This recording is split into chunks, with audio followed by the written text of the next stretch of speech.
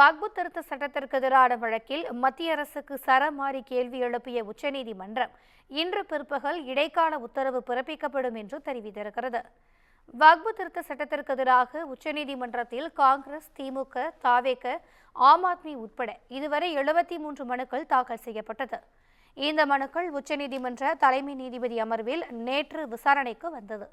அப்போது வழக்கில் ஆஜரான மூத்த வழக்கறிஞர் கபில் சிபல் 20 கோடி இஸ்லாமியர்களின் உரிமை பறிக்கப்பட்டிருப்பதாகவும் மத உரிமையில் தலையிட அரசுக்கு அதிகாரம் இல்லை என்றும் வாதிட்டார்.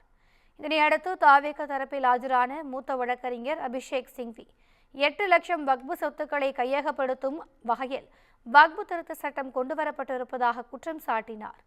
இதனையடுத்து குறுக்கிட்ட நீதிபதி சஞ்சீவ் கண்ணா வக்பு சொத்து எது என்பதை ஆட்சியாளர்கள் முடிவு செய்வது நியாயமா என மத்திய அரசுக்கு கேள்வி எழுப்பினார்.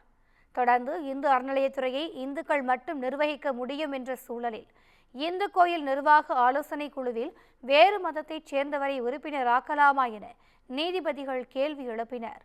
மேலும் இனிமேல் இஸ்லாமியர்களை இந்து அறக்கட்டளை வாரியங்களில் அனுமதிப்பீர்களா என கேள்வி எழுப்பிய நீதிபதிகள் மத்திய அரசு பதிலளிக்க உத்தரவிட்டு இடைக்கால உத்தரவுகள் அனைத்தையும் நிறுத்தி வைத்து இன்று பிற்பகலுக்கு வழக்கை ஒத்திவைத்தனர்.